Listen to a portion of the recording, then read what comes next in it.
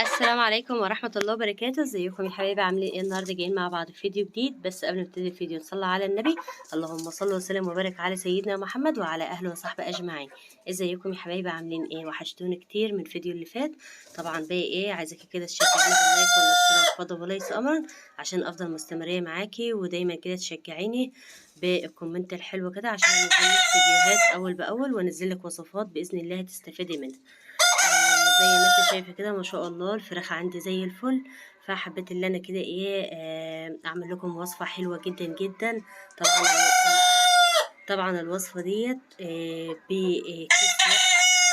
بكيس واحد هتخلي الفراخ عندك تبيض يوميا. ما شاء الله حلوة جدا جدا. ولو هي لسه بشاير زي الفراخ ديت، طبعا الفراخ ديت لسه ما بيضتش، فبرضك لازم نعمل الوصفة دي برضك للفراخ اللي هي بشاير اللي هي زي دي، عشان احنا كده بنستعد بالوصفات عشان ايه؟ وقت ما يجوا يبيضوا على طول يوميا. فانت لو عندك وصفة بيض او فراخ بشاير زي ديت، اعملي الوصفة دي واعتمديها، وبإذن الله هتستفادي منها وهتخلي معاكي الفراخ زي الفل. طبعا بقى ايه؟ زي ما انتوا شايفين كده الفراخ ما شاء الله كلتهم حيوية كلتهم نشاط. طلعتهم كده على السطح، وقلت بقى ايه بحب اطلعهم كده ايه ربع ساعة كده لحد ما ياكلوا يعني الوجبة بتاعتهم ويشمسهم وياخدوا كده هوا نظيف.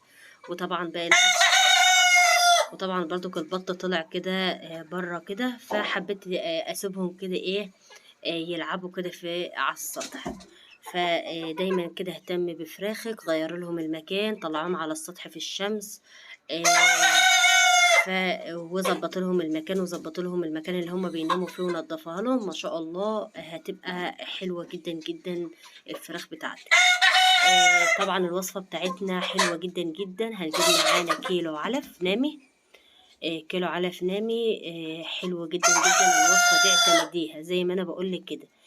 كيلو علف نامي، وكيلو علف، وكيلو فول مكسر، وكيلو رده، وكيلو عيش مكسر. ابتدي لمي بقى شوية عيش كده حوالي كيلو وكسريهم. ومعانا كيلو كزب ونص كيلو دشيشة. وبعد كده بقى الخلطة ديت نقلبها كده كويس، وبعد كده نحط معانا معلقتين ملح كبار. هتخلي بقى الفراخ عندنا ما شاء الله تبيض على طول وتفتح نفسهم على الأكل. وفي نفس الوقت ده حلوة جدا جدا لعنقود البيض. هتخلي بقى يعني يكون عنقود البيض عند الفراخ وتخليها تبيض يوميا.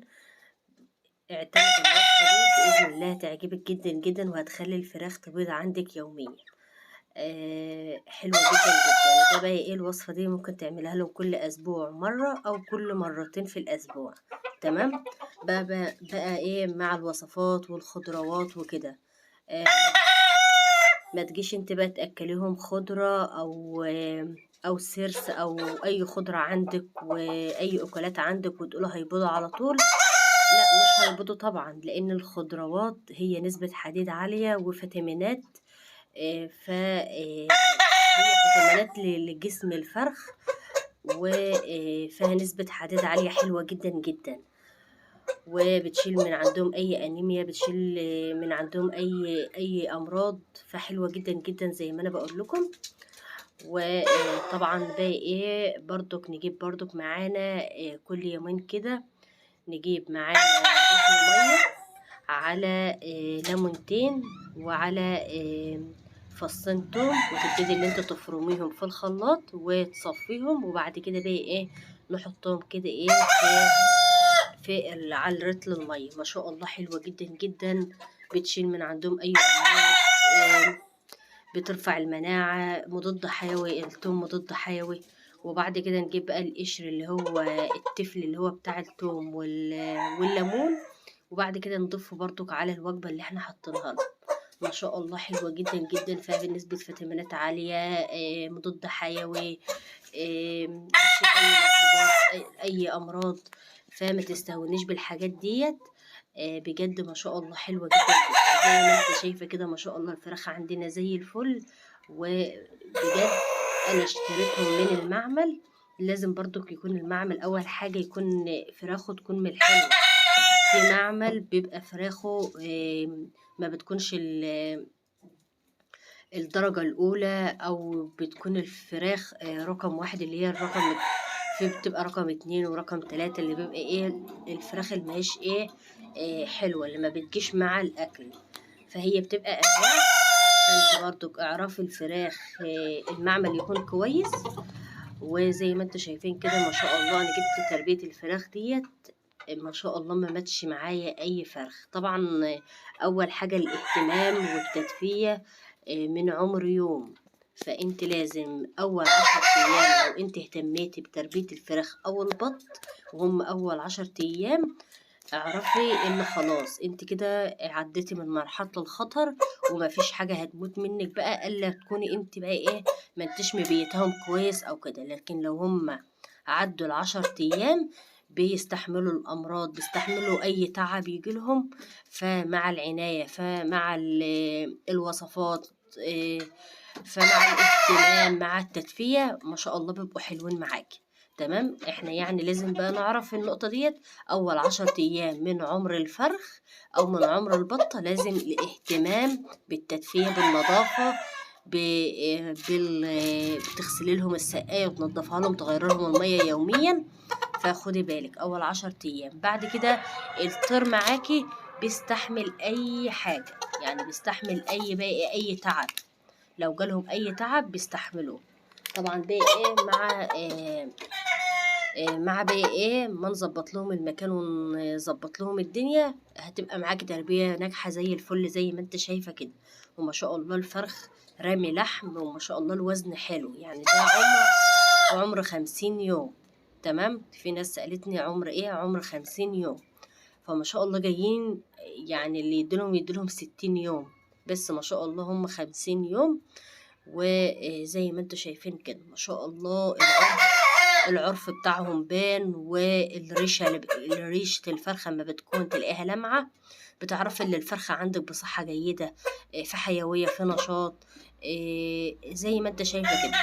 وطبعا لازم الشمس برضك رقم واحد، لازم تحطهم في الشمس كده ربع ساعة تهويهم. التهوية ديت حلو اكسجين كده للفرخ، فبيطهر بقى عندهم اي حاجة معوية في بطنهم. ولو هم عندهم اي اسهال خدي بالك برضك حط لهم معلقة نيشة على معلقة رز مطحون، وبعد كده ضيفيها على العلف. لو عندهم اسهال بتمسك بطنهم وبتمنع الاسهال عندهم. فالوصفات دي اعتمديها ما شاء الله هتخلي معاكي التربية زي الفل. طبعا برضو الوصفة دي تنطبق على البط حلوة جدا جدا. يعني لو عندك برضو بط كده عمر شهر او شهرين، ابتدي ان انت تعملها لهم حلوة قوي، هتفيدهم برضو، هتقلهم وهترمي لحم كده مع البط. طبعا بقى هو كيس ب2 جنيه، كيس ملح ب2 جنيه. حلو جدا جدا، بيفتح نفسهم على الاكل. هتبتدي ان انت تحطيه عندك كده يبقى مخصص للفراخ، ويحط لهم كده كل اسبوع مرة كده على الاكل معلقتين ملح. ما شاء الله هتفرق معاهم، بتخليهم يشربوا كتير وياكلوا مية، وياكلوا كتير ويشربوا مية كتير. تمام. اهم حاجه يا حبيبتي ما تنسليش اللايك ولا الاشتراك فضلا وليس امرا. لو انت كده مهتميه بالوصفه بتاعتي ديت، او لو عجبك الوصفه بتاعتي النهارده، ولو انت بقى عندك اصحابك وحبايبك شير الفيديو كده عشان حبايبنا كده وعائلتنا تكبر بيكي. ويا رب كده دايما في الزياده، ويا رب كده قناتي تعجبكم كده وتعجبكم وصفاتي. وطبعا عندي وصفات من عمر يوم للفراخ، ووصفات كده من عمر يوم للبط. فيا رب كده قناتي تعجبكم، ودايما كده نكون في الزيادة وعائلتنا تكبر دايما بيك. فيا رب كده الفيديو بتاعي يعجبكم، واهم حاجة متنسليش اللايك ولا الاشتراك فضلا وليس امرا. مع السلامة. متنسليش اللايك.